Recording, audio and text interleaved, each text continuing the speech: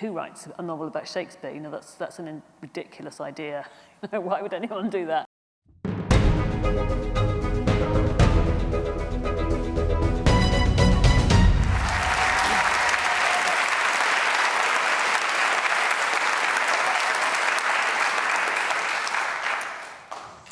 A very warm welcome to all of you to the Edinburgh International Book Festival. As well as being live streamed and recorded, we are here physically at the festival's new site in the Edinburgh College of Art in a very impressive lecture theatre here, hosted by the University of Edinburgh in their new long-term partnership. You might be watching online with a pay-what-you-can model, and huge thanks to all those of you who have already paid for your ticket. Importantly, everyone who works and performs at the book festival is paid.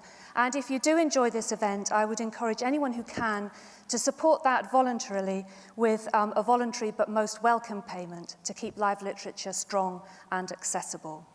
My name is Nicola Morgan. I have been a novelist, and I'm now better known as the teenage brain woman because of my non-fiction work about the brains and minds of young people. Maggie O'Farrell is obviously not a teenager, but I'm equally happy to explore the brain of anyone put in front of me. I have a strong interest in neurodiversity stemming from a previous career in dyslexia, which is how I became interested in the human brain. And I say this only because brains and neurodiversity are very relevant to the event this evening. It's an understatement to say that I'm excited and honoured to be talking with Maggie O'Farrell this evening. She's not only one of my favourite authors, but one of our biggest literary stars. She's a multi-award-winning author of 8 novels and the memoir I Am, 17 Brushes with Death, which I have to say I didn't want to read at first, but I'm very glad that I did. It is incredibly revealing and empowering. And also, most recently, her stunning children's book, Where the Snow Angels Go, illustrated by Daniela Jaglenka-Terrazzini. She is, amongst others, the award-winning award winner of the Betty Trask Award, the Somerset Maugham Award, the Costa Award for The Hand That First Held Mine, and the Women's Prize for Fiction for Hamnet, her most recent novel. We will talk a bit about Hamnet, but today it's Maggie's brain I'm interested in. Every brain is a little bit different from every other brain. We are, each of us, genuinely unique, made so by multi-myriad things, the different things that happen to us and our brains from even before we're born. But Maggie's brain is, by any standards, exceptionally interesting. Things have happened to it that make it unusual. She has had remarkable life experiences, and functionally, as you'll hear, she has the legacies of childhood encephalitis. And if any of you are interested in where creativity comes from, there is no more interesting creator and creative mind to look into. She seems to have a heightened sense of what it is to be a breathing, creating human, living on knife edges, aware of the precious fragility and yet the power and plasticity of the human brain. We're going to talk for about 40 minutes or so and then go over to questions from you in the audience, the live audience, and also those watching online who can send their questions, and I will apparently receive them on this device, at which point you will find out that multitasking is not one of my brain's powers. Afterwards, there will be a book signing in the festival bookshop, and if you are online and wish to buy online, then do use the website shop.edbookfest.co.uk. Maggie O'Farrell, welcome back to the Edinburgh International Book Festival, and thank you for agreeing to have your brain and your mind looked into. Don't worry, it's not going to hurt. That sounds really sinister. As long as it doesn't involve a scalpel, and then I'm all yours, Nicola. No, it doesn't. So we're going to begin with the results of this creative mind, and here Maggie reads a passage from near the beginning of Hamnet. It is almost the first time, it is the second time that she has read from this, or read this passage, read from this book, to a physically present audience. So Maggie, over to you.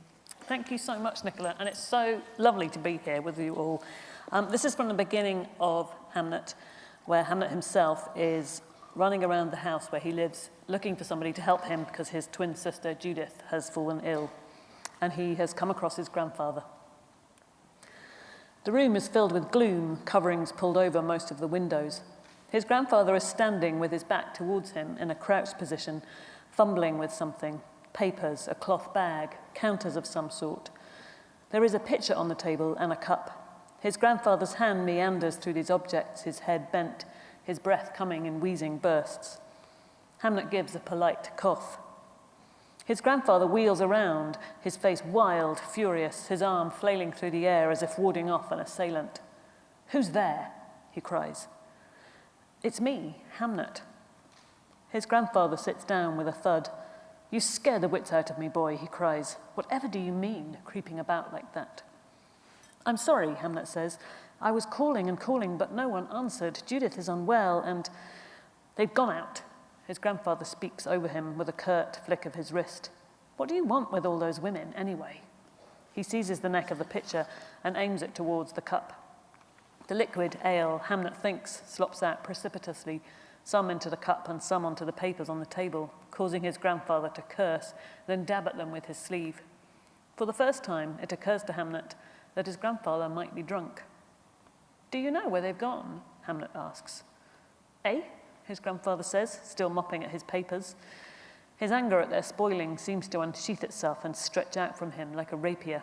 Hamnet can feel the tip of it wander about the room, seeking an opponent. "Don't stand there gulping," his grandfather hisses. "Help me." Hamnet shuffles forward a step, then another. He is wary, his father's words circling in his mind. "Stay away from your grandfather when he's in one of his black humours. Be sure to stand clear of him. Stay well back. Do you hear?" His father had said this to him on his last visit, when they had been helping unload a cart from the tannery. John, his grandfather, had dropped a bundle of skins into the mud and, in a sudden fit of temper, had hurled a paring knife at the yard wall. His father had immediately pulled Hamnet back, behind him, out of the way, but John had barged past them into the house without a word. His father had taken Hamnet's face in both of his hands, fingers curled in at the nape of his neck, his gaze steady and searching. "He'll not touch your sisters, but it's you I worry for," he had muttered, his brow puckering. "You know the humour I mean, don't you?" Hamnet had nodded, but wanted to keep the moment to be prolonged, for his father to keep holding his head like that. It gave him a sensation of lightness, of safety, of being entirely known and treasured. "Swear to me," his father had said as they stood in the yard. "Swear it. I need to know you'll be safe when I'm not here to see to it." Hamnet believes he is keeping his word. He is well back. He is at the other side of the fireplace. His grandfather couldn't reach him here, even if he tried. His grandfather is draining his cup with one hand and shaking the drops off a sheet of paper with the other. "Take this," he orders, holding out the page. Hamnet bends forward, not moving his feet, and takes it with the very tips of his fingers. His grandfather's eyes are slitted, watchful. His tongue pokes out of the side of his mouth. He sits in his chair, hunched, an old, sad toad on a stone. "And this?" His grandfather holds out another paper. Hamnet bends forward in the same way, keeping the necessary distance. He thinks of his father, how he would be proud of him, how he would be pleased. But, quick as a fox, his grandfather makes a lunge. "Thank you."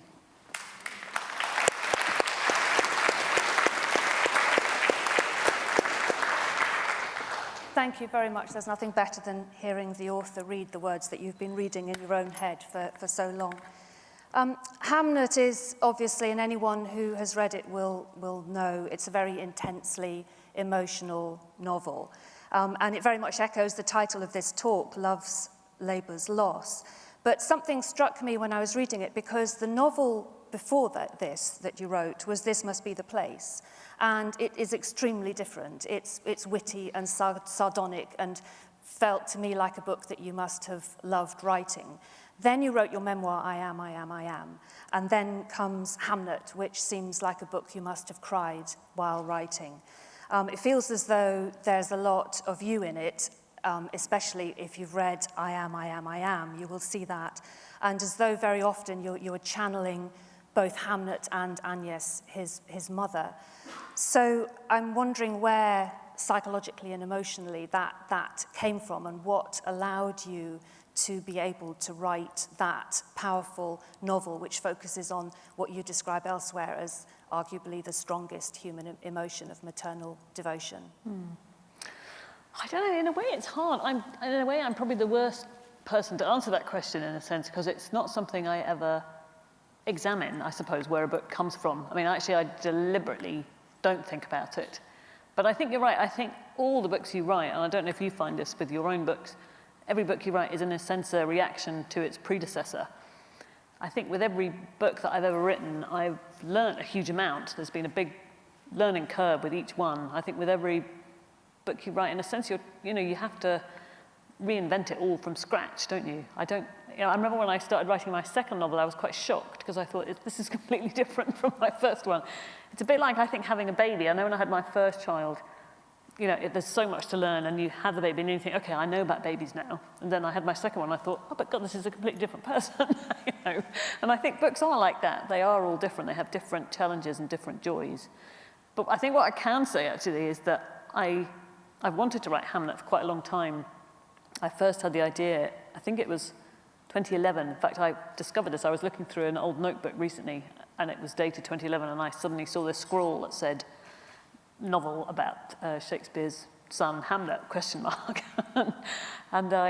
But I think in a sense there was, I don't know, there were things that put me off. There were spanners in my works, partly because I thought, who writes a novel about Shakespeare? That's a ridiculous idea. Why would anyone do that? And also, I had an odd superstition about writing a novel about an 11-year-old boy who dies while my own son hadn't yet reached that age. I know it was superstitions are not always rational, but I found that I couldn't do it. So I did a lot of research, and I made a few starts, but in every single time I swerved away and wrote another book. So I wrote 3 books instead of writing Hamnet. And then when I finished writing my memoir, I sort of sat myself down and I looked myself in the eye and I said, either you've got to write Hamnet or you've got to forget about it. You can't keep circling around it. You've just got to try it and see if it works.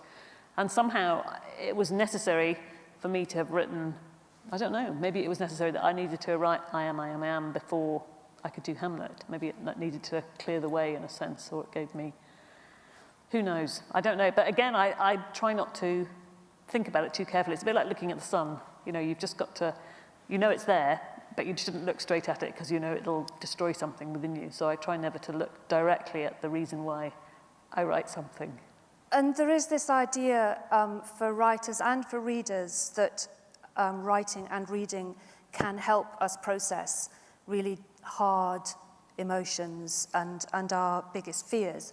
And one of the things that you say in I Am is that you are surprised at something that you keep doing, which is that you choose to read aloud when you're doing an event about fiction. This is previous to Hamnet. You choose to read aloud a passage which is the one time where you write a scene, a fictional scene, which is based on a really, really hard moment from your childhood, from the encephalitis, which you're going to talk about later.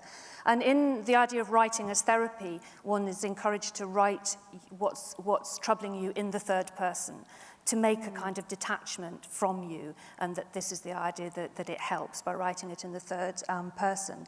And then there's the idea of narrative transportation as readers, that we take on some of the emotions of the characters, going through deep emotions, and thus process our own fears as well. So does that resonate with you? And would you agree that writing those things, writing the emotions in Hamnet, did allow you to deal with, or to face those very difficult emotions? Is that something that resonates? I think so. I would say that the 2 central scenes in Hamnet, and I'm sure this isn't a spoiler, that Hamnet unfortunately dies when he's 11, but the scene where he dies and then the following scene where his mother has to lay him out for burial, I think they were probably the hardest things I've ever written. Not in a technical sense, more in the place, like you say, you have to go, the sort of emotions that you need to mine to write those scenes.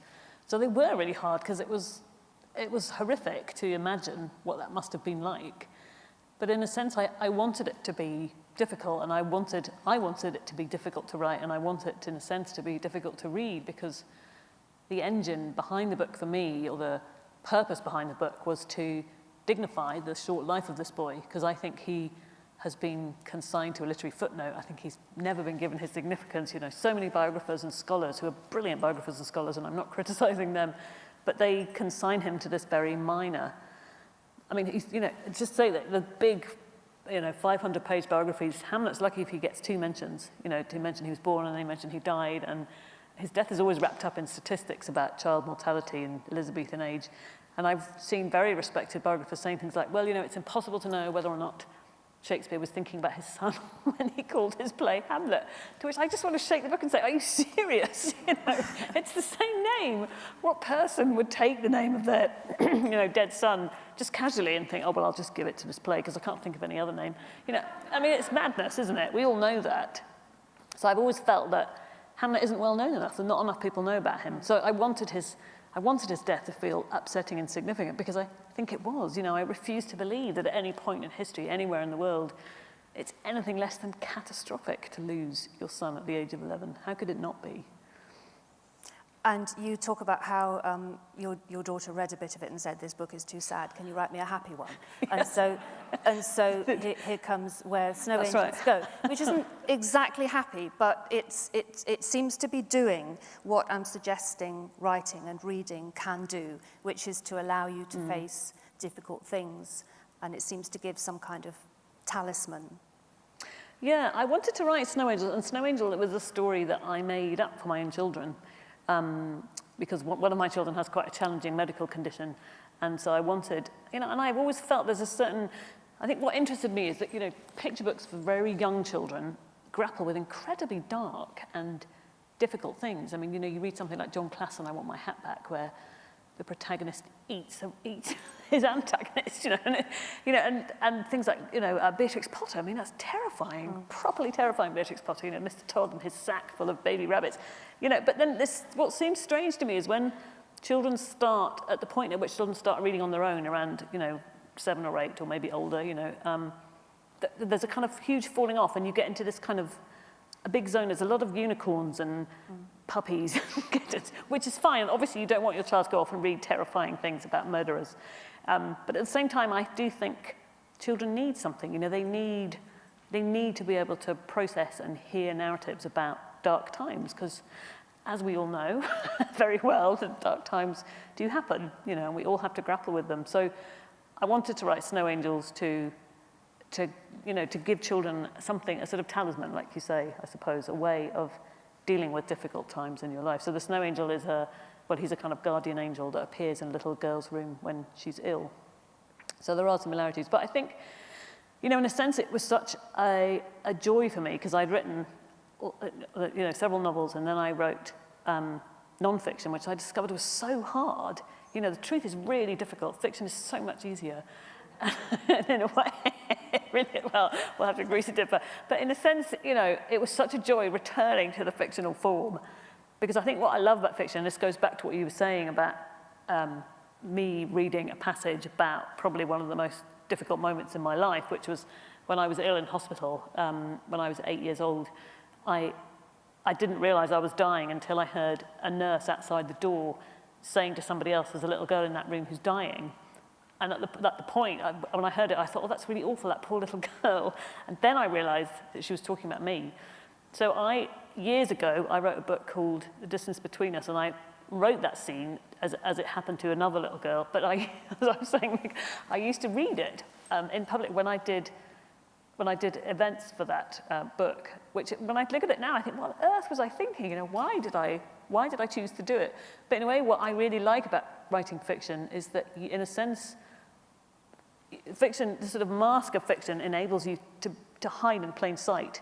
You can say an awful lot more about yourself without people knowing, and that's what I really like. So when I stood up and read that scene, nobody, apart from maybe my closest family or friends, would have known that it was about me. And that, it was quite, I quite enjoyed the mask of it, the sort of theatre of it in a way. So we've heard something of the results of the creativity. So where does this creative mind come from? So we're going to look at three suggestions, three aspects. We're going to look at your neurodiversity, your brushes with death, and your personality, and try to unpick which bits of those go together to form your creative mind. So with the neurodiversity, first of all, you say in I Am that your illness, your encephalitis, was the hinge on which your childhood hung. Can you say something to us about what the results of that were, what it gave you, as well as what perhaps it took from you? So it was quite severe encephalitis and very fast. So it was the case that one day I was totally fine, and then the next day I woke up with an indescribably terrible headache. I've never had a headache like it before or since. And then I had a very high fever, and gradually, over the course of several days, I lost all my involuntary functions, so I could no longer feed myself or stand up. And so obviously at this point I was taken into intensive care, and I remained there for quite some time, for several months. And I was, when I was allowed to go home, I was off school. I mean, I was probably off school for around 2 years, and I had to learn everything, every single thing from scratch. So that's walking, sitting up, feeding myself, holding a pen, you know, every single thing. And they thought, first of all, they thought I would die, and then when I didn't die, they thought I would need to go, and actually they described it as a unit, which I thought was such a terrifying word. I wasn't going to go back to school, I had to go and live in a unit. And I remember thinking, I don't know what a unit is, but I don't want to go there, whatever it is. So it's only mainly due to the efforts of physiotherapists, actually, to whom I owe so much, that I am able to walk about and be independent and hold a pen, which has stood me in pretty good stead most of my life. So I consider myself incredibly, incredibly lucky, but I do have a number of very minor, like you say, I think legacies is a good word actually, from that time. So I have very bad balance, I can't walk in the dark, I'm always falling over, and I can probably show you all the bruises on myself, and I just casually knock into doorways all the time. There's a certain level of shelving at our house that we never put anything on, because I'm always going to accidentally swipe it off. My children, when they were about 1.5, could very easily knock me over, not deliberately, I should say. So there are many, many things, and some of the things I don't even realize actually are unusual. So I will say something to my husband like, I don't know, can you walk across the room in the dark, fading away? And he'll say, yes, everybody can, except you. I mean, obviously not everybody, but so I suppose that but I think it happens so young. There's quite a lot of things that I don't even really miss, because I don't even remember having them, in a way. But it also has left me with things, so I had a terrible stammer throughout my childhood and adolescence. I mean, I still do, actually. You never quite recover from a stammer. But I had quite a lot of speech therapy quite recently, actually, because I had a really terrifying incident where I was on live radio. I was on Woman's Hour, and this was about, when was it? About 10 years ago. And Jenny Murray asked me a question, and I just couldn't speak. My stammer just kind of clamped down on my tongue, and she kind of looked at me over her bifocals like this, and it was, you know, that moment where you're on live air and you know there's just dead air and there's no sound, and it was awful. I remember coming out of the interview, and I did actually manage to speak again, but there was a terrifying silence online on the radio. And I remember thinking, okay, I have to do something about this now. I can't go on pretending that the stammer doesn't exist. I wonder if that means that when you sit down to write, you're no longer having to think about your body moving through space and what you're trying to do, and that is it somehow a release and a pleasure to sit down and write, whereas for other authors it's drag yourself to the desk and get down. I do. I mean, actually, I should mention that I'm never allowed any beverage near my computer, because I will really easily knock it over, and I have ruined so many keyboards like that, not always mine, unfortunately. And I always have my laptop raised up so I can't spill anything on it, although I do actually knock it off the thing occasionally. But no, there is. I mean, I think particularly the stammer, I think probably in more than any of my other symptoms, that's the thing that has defined my life more than anything else, because having a stammer makes you, you know, it sort of prescribes who you can be friends with, it prescribes what job you can have, it prescribes how you interact with people, and something like this, you know, I remember when I wrote my first novel, and, you know, being a novelist was ideal because I could just type it. But, you know, then when they said to me, you need to go off and do a live event now, and I was absolutely appalled, and I thought, how on earth am I ever going to do that? How can I ever get up on stage? And, you know, I was never one of those people at school, obviously, if you have a stammer who wants to get up and be in the school play and things, that was never, my secret desire. So that was quite horrifying. But, so in a sense, yeah, and I did, but more, I suppose the stammer more than anything else, that's the absolute relief. It's always been a total joy to me to be able to watch anything I want to say just coming out of the nib of my pen or out of the cursor of my computer. Because for a stammerer, you know, any kind of speech or self-expression is so fraught and so filled. It's like a minefield. You know, you never know what syllable is going to trip you up. You never know if somebody interrupts you, whether you'll be able to talk again. But so writing is a total joy and such a relief.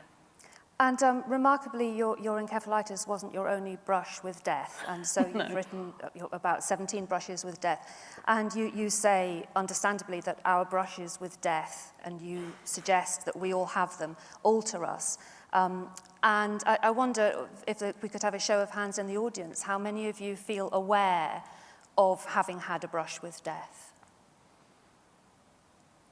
So gradually, as people start to remember, hands going up. So quite a few there. And you also suggest that everyone has, but hasn't. That there will be ones that we haven't noticed. So writing I Am, revisiting some of those stories, some of which are really, really close brushes with death and must have been very traumatic to revisit, and some of which you haven't written about elsewhere or spoken about elsewhere. What was that like, and what did you have to do to be able to write I Am? Well, in a sense, you know, I never really planned to write I Am. I was all set to write Hamnet, actually. And I had all my son was over the age of 11. He was about 13, I think, at the time. So that was ticked off my list of reasons not to write it. And I had loads of books of research, and I'd done quite a lot of research already. But actually what started happening was that it was almost involuntary, in a sense. I found that in the back of my diary, I was writing these quite long pieces about times that I'd nearly died. And it was, in a sense, it was a reaction, I think, to having a child with a very serious medical condition. And I was trying to understand what it meant to have a brush with death, you know, what happens to us, how they change us. Because I do think, particularly as a child, when you have the sense of your own mortality, or you think that it's possible that you're going to die, or you learn that you're about to die, you know, you do, whenever in your life this happens, you come back from the brink a wiser person and a sadder person. You become, it gives you a kind of wisdom, I think, and a sadness, you know, and you're aware of your own mortality, and that's not nothing, especially when you're a child. So I think in a sense, all the books I write are an attempt to understand something that I don't understand, something that I'm grappling with. You know, I've often heard people say that you should always write what you know, and I actually completely disagree with this. I think you should always write what you don't know, in a way.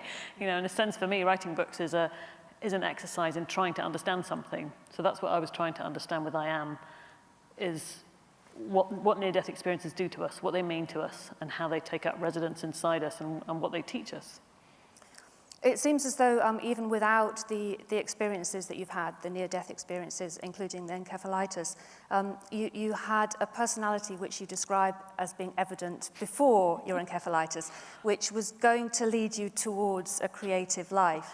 So I have to read you some quotes about Maggie's personality as a child. She talks about her intractability, my wildness, my irrational refusals, my craving for independence, my constant assertions of autonomy. I was contrary, I had tantrums, I was given to screaming fits, emotional outbursts, peaks and troughs of passion. You also talk about a supersensitivity, missing several layers of skin, and a greater sensory awareness. So that's talking about at the age of 5. You talk about a need for novelty and that it fires the neurons, which it absolutely does. And there's a passage from when you were 17 years old and you go on a school trip to Rome, and you describe it in a way which is not like typical 17-year-olds. Like receiving a blood transfusion on the bus from the airport, I was assailed, astonished by the colours. I loved all of it to the point of pain. I was dumbstruck, on constant verge of tears, dissatisfaction, the constraint of the everyday, the tedium, the scratchiness of routine, the irritating prickle of sameness. So it seems as though you were always going to be someone who needed an outlet, and I rather dread to think what would have happened if you hadn't had the outlet of writing. So do you think that these aspects of your personality, your wildness and your sensory awareness that you talk about, are essential, at least essential to you, if not also perhaps really important to creativity in general? I don't know. I mean, it's hard to really pinpoint. I mean, it's one of those difficult equations that people talk about, you know, what makes a writer or what makes an artist, and are artists made or are they born? And, you know, I think it is an endlessly interesting debate, but I do think that every artist or writer is completely different. I mean, that's why we all come up with completely different work, isn't it? And I think one of the things that, I think it's Kazuo Ishiguro who was talking about what it is people do with, you know, when you create or write a novel, what is it you're doing or saying? And I'm probably paraphrasing him very badly, but he said that when he writes a novel, he is saying, this is what it feels like for me. Does it feel the same for you? Which I found that a very interesting approach to novels, or any, you know, it could apply to any form of art form at all, or painting or sculpture, and I think that's why we need it, isn't it? We need each other's stories. You know, I think we are the only species who has the spoken language. And there is a complete necessity to hear the narratives of others and to listen to the narratives of others. I mean, you can hear it on every single bus and every single cafe you go to, people telling each other a narrative, and I find that endlessly fascinating. And that's what one of the things I've missed most in the last year and a half, not going to cafes and eavesdropping. So if you ever see me in a cafe, I am eavesdropping, and I apologize.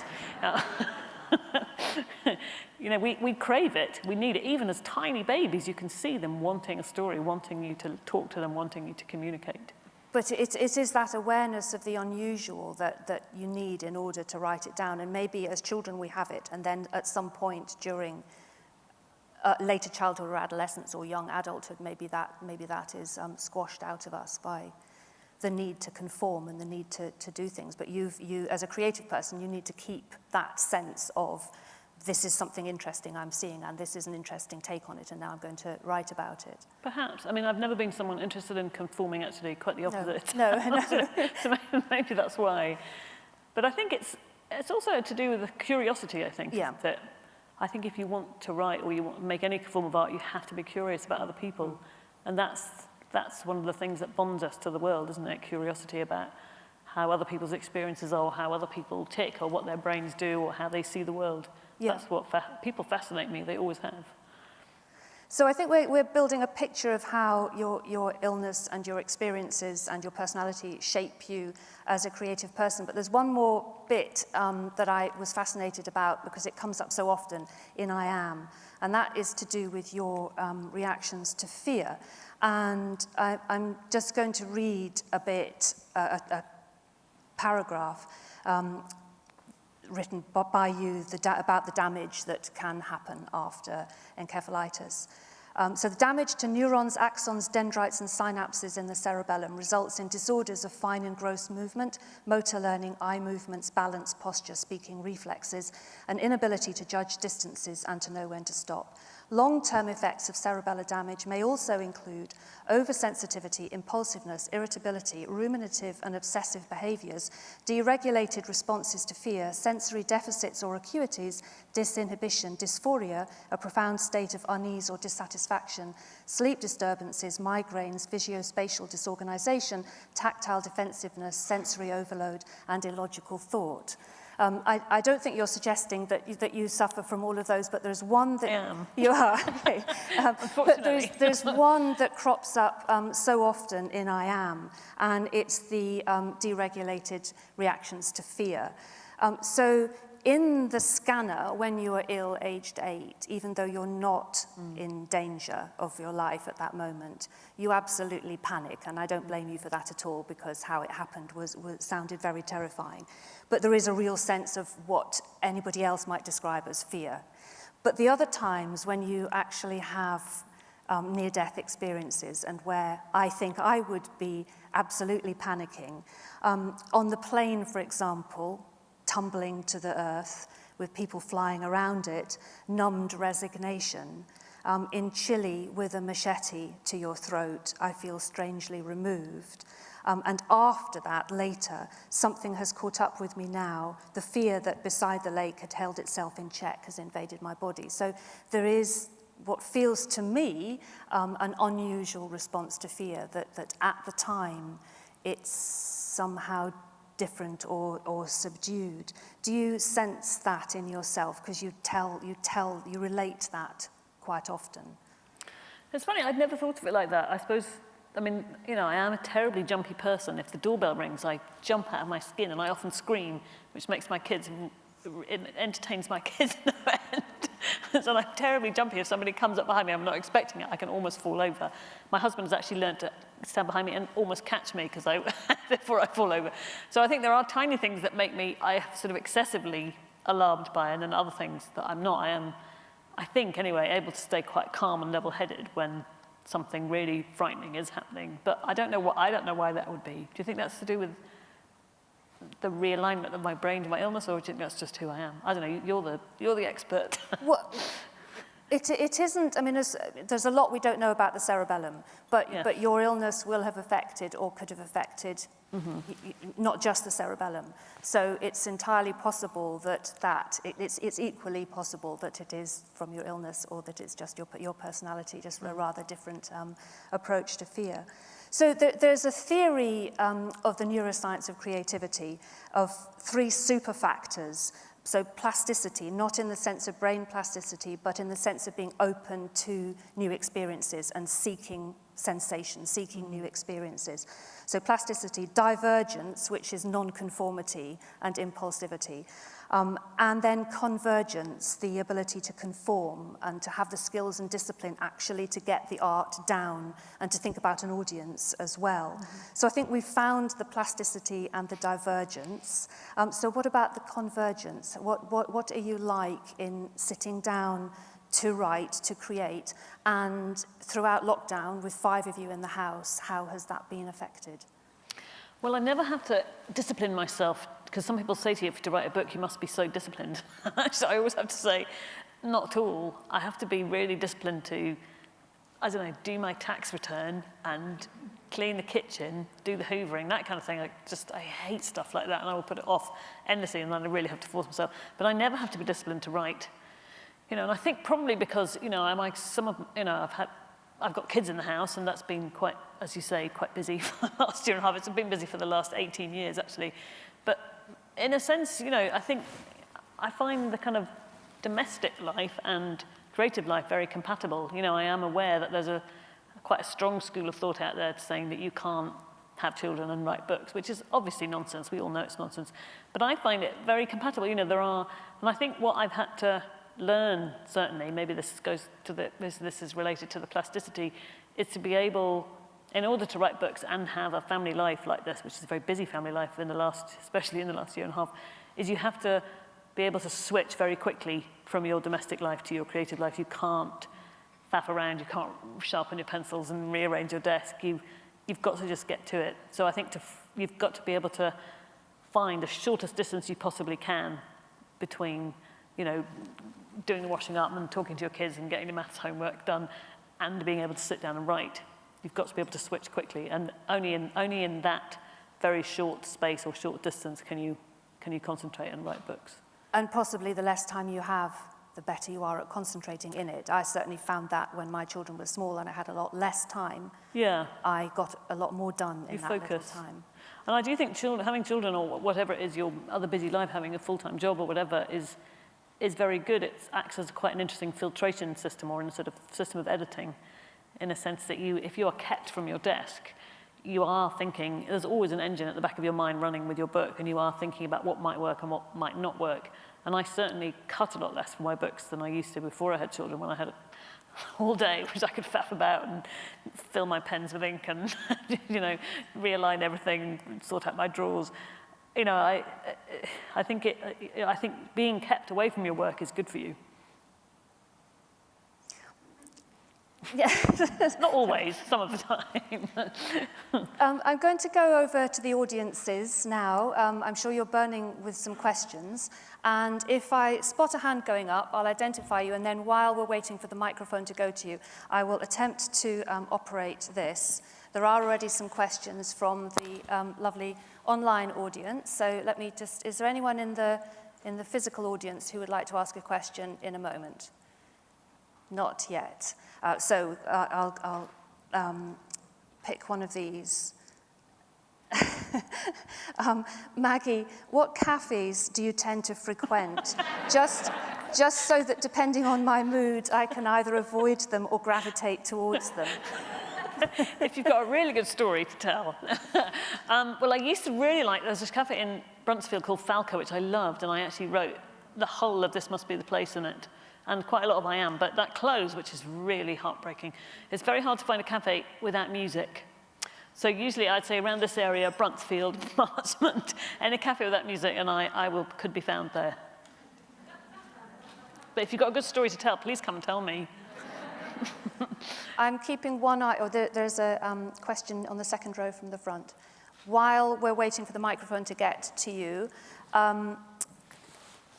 I know you might get this question a lot, but do you have a routine or a schedule or a place to go when you write? No, I really don't. I'm not very good at routines and schedules. I mean, I think it probably comes from having had, my youngest child is still 9, so, you know, there's still quite a lot of look aftering, which is the way I call it, to be done.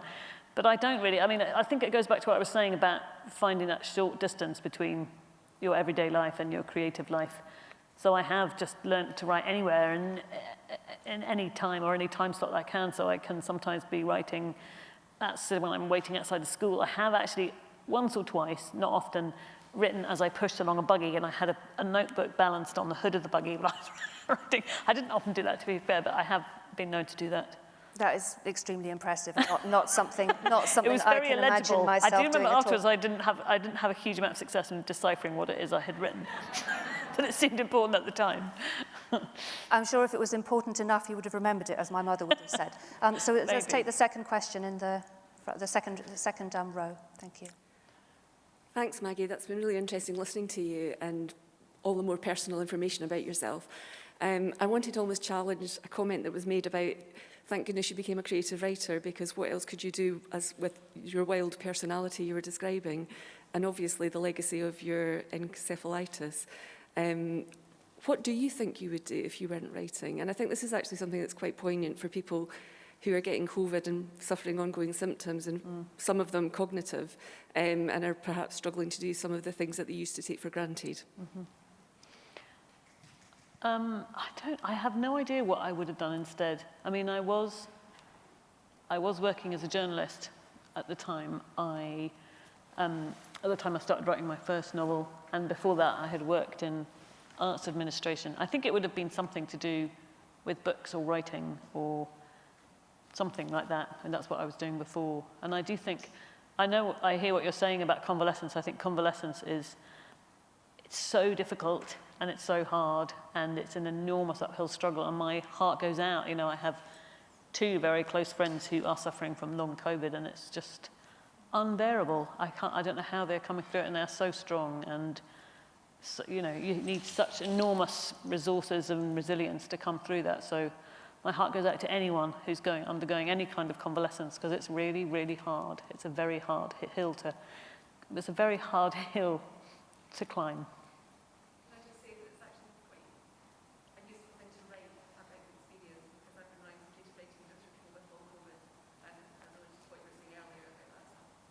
Good luck. Thank you.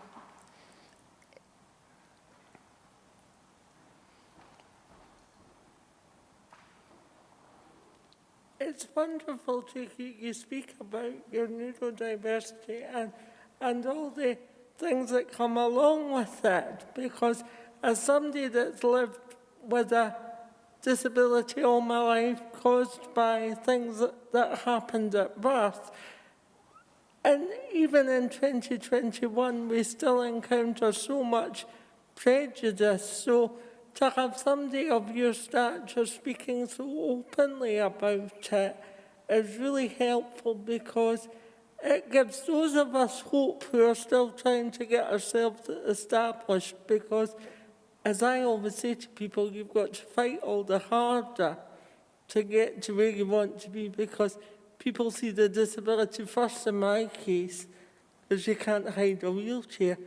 But the conversation tonight just gives me so much hope. And what do you think the pandemic will do, if anything, to change people's attitude to difference?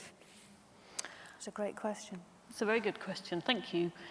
I hope that the pandemic we've undergone will teach everybody a lot more compassion and will expand everybody's hearts. You know, I think I've seen it happen already, you know, especially in lockdown when I found that people were so helpful, and my husband and my son got COVID, and it was amazing. People I didn't even know on my street were coming to the door and saying, do you need anything? Can we get you some medicine? So I hope anyway that we're going to treat each other and the planet that we're living on with a lot more respect and a lot more care.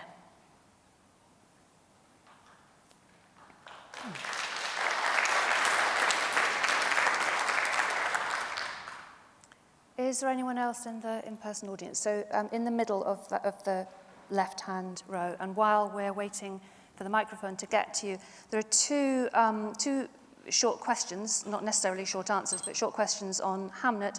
One is, why did you choose not to name Hamnet's father in the novel?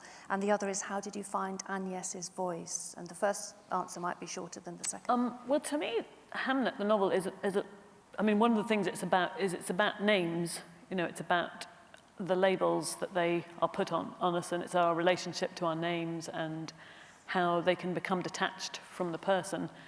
So I think for two reasons I didn't want to use the name Shakespeare, partly because, of course, who he is. You know, the name, the two words are no longer mean the man, do they? They have this whole enormous kind of meta meaning, really.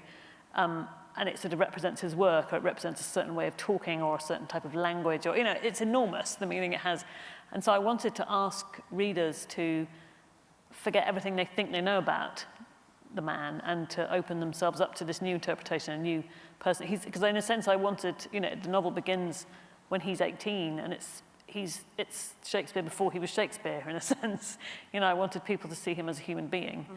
You know, and I do realize why, of course, other works about Shakespeare, whether they're scholarly or other fiction works, are focused on his career in London. Obviously, that's where the big story is. But it's always seemed to me that the biggest biggest drama in Shakespeare's life happened off stage in Stratford, and that was with the death of his son. So it was important to me to take away the name from them. But also, you know, I think in a sense, if you are going to write, you know, this is the first book I've ever written which is based on the lives of real people. And I think I was always conscious, or I always tried to remain conscious, that you have to be respectful of that they were real and that they are, most of them, buried in the churchyard in Stratford-upon-Avon. And so in a sense, you know, they are the real people, and these aren't. These are fictional people that I have made up. I've used what scant facts we know of them, and I've used their first names in most cases, but in a sense, they aren't them, so it seemed wrong to give them their full official name, because they were still real, even though they were 400 years, they had all been dead for 400 years. You've got to respect that. And Agnes's voice, did that come easily? Just trying to think, it did. I mean, I didn't actually plan for Hamnet's mother to have such a big role in the novel, but I became so outraged, actually, by the way she's been treated. That's very surprising to hear, because to me, she has an enormous, the enormous presence in the novel. Well, I originally planned it to be about fathers and sons, as of course the play is, and ghosts and absence.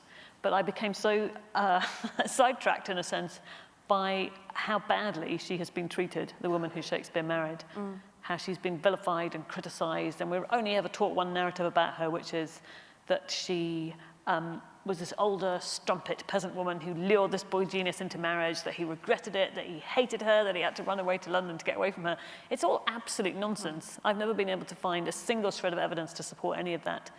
And I think she's only actually had two supporters in the past, one of whom is Caroline Duffy, who wrote such a beautiful sonnet called Mrs. Shakespeare in The World's Wife. all about their marriage bed and the famous behest in Shakespeare's will. And also Germaine Greer, who wrote a fantastic book called Shakespeare's Wife, and did this incredible forensic detective work, digging up all she could about this very, very shadowy figure. So I was just kind of fueled by fury about her and about how she's been treated. And I thought, well, maybe they loved each other. You know, maybe theirs was a partnership. And certainly at the end of his career, Shakespeare's career, when he retired from the stage, the most significant thing for me about their marriage is that he went back to Stratford to live with her. Now, somebody who hates their wife and regretted their marriage does not do that. When he didn't need to, yeah. Exactly. Yeah. Thank you. So the question over there. And so it's just to pick up on the fact that there was two crises going on. The crisis that during the time of when Hamnet was written, when Hamnet was living, and the pandemic of today. And I'm just wondering, do you feel that there's messages coming out of Hamnet that could help us move forward out of the pandemic, as well as we think of a great reset? You know, you've talked already about compassion, but are there other things that you feel that the book could teach us? Sorry, when you said the messages coming out, did you say Hamlet or Hamnet? I can't tell with your mask. Sorry, Hamnet. Oh, my book. You're just want to check. But feel free to talk about Hamlet as well, but Hamnet, yeah.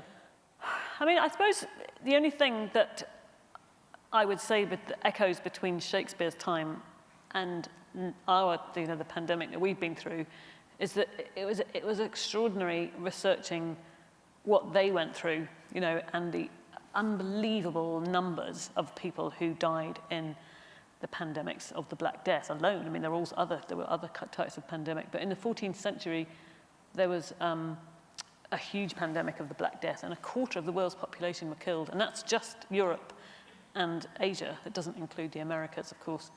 And, you know, which is extraordinary. And you think the regular occurrence at which their lives or Shakespeare's career would have been interrupted by constant outbreaks of the plague in London. And of course, every time there was a plague cases in London, the first thing the civic authorities did was to shut down the playhouses. Because if you think the original Globe Theatre, which actually wasn't much bigger than this, but it held 3,000 people, you know, and all of them congregating on a hot day, you could see why they thought it was what we would now call, I suppose it's a bacterial hotspot for them. And so it's just jaw-dropping what previous populations went through. And I think the lesson that I certainly have taken from having done all that research and, you know, lived through this extraordinary pandemic of our own is that how lucky we are actually. You know, we're so lucky that we know that science is, you know, in the intervening 400 years between them and us, you know, we know how our pandemic has spread. They had no idea. They had no idea it was to do with fleas and lice. They thought it was to do with the beams of their eyes falling on a healthy person. But we know how it spread. And we have our masks, and we have ventilators, and we have, antiviral medication. And obviously, I know that not everybody has been lucky, and we all have to be very aware that so many of us have lost so much and so many people in our lives. But at the same time, you know, we have to realize that we have science on our side, and we have to move forward with that knowledge and think, you know, we have to be more careful in future. We have to listen to the scientists, not necessarily the politicians. Not necessarily. Are there any more questions in the physical audience? There's one at the back, near the back on that side, and meanwhile, I will take one from here. Are you able to tell us, Maggie, what you're working on next, or working on at the moment? I can, but I can't. My other superstition in life, not only that my son might have suffered if I'd written Hamnet, was that I can't talk about something I haven't finished yet, but I can say that I have handed in a first draft, and I was convinced that it was awful and it was a complete disaster, but my editor does like it, so she wants me to write a second draft, which I am doing at the moment. That's all I can say there, really. I'm sorry about that, to be cagey. And is that also an idea that you'd had brewing for a while? Because there's another question here. Do you have a number of stories still in your thought process that you'd like to write? So do you have ideas that are queuing up and bubbling to the surface? I do, but actually I had two things that I wanted to write after Hamnet, and I couldn't decide which one to do. So I did what I've actually done before, was I have two desks in my office, and so I started one novel on one desk and one novel on the other, just to see which one was going to kind of take, you know, the flame would take. And actually what happened was right at the beginning of lockdown, it was actually March last year, I suddenly had this new idea completely out of the blue, and I thought, right, forget that. So I cleared up the toast to you, and I started the new one. I've only got one desk now. Yes, so the question up there. Hi, thank you so much for this talk. It's been very interesting. I was wondering if you could talk a little bit about your research process and how you worked to integrate historical research about real people into a novel. Well, you know, there isn't any shortage of books about Shakespeare. You could spend the rest of your life reading about Shakespeare if you wanted to, and lots of people do. I did go to the the library not far from here, and I went to look at the Shakespeare books, and I remember this moment of looking around thinking, wow, I've really got my work cut out. So I read as much as I could, but, you know, in a sense, Shakespeare is a very shadowy person. You know, there's an odd imbalance about him because we have this enormous wealth of his work. No thanks to him, actually, because he never published it in his lifetime. His friends published it after he died. But on the other hand, we know incredibly little about him. You know, I think there are only 6 examples of his signature. I think there's only a handful of dates or days when people can say for certain where he was and what he was doing. So that was an interesting challenge in a sense to write. But in a way, you know, for a novelist, I think that's very, very hard for biographers and scholars. But actually for a novelist, it's quite useful because there are all these longueurs you can fill with your own theories and ideas or whatever narrative it is you're pursuing. Maggie, my challenge is that we've got the seconds ticking down. Okay. And so it is my job to wind this up. I am really sorry. Maybe the questioner could come and that's fine. Finish the rest of the answer in the signing queue. Thank you so much to everyone for being here with us, physically here and live online. Maggie, I know the audience would want to join me in thanking you for everything that you've given to us in the last hour. The powerful insights into your very special brain and ideas that I'm sure we're going to be thinking about for a long time after this, and inspiration to visit or revisit your wonderful books. Maggie O'Farrell, thank you very much. That's a pleasure. Thank you.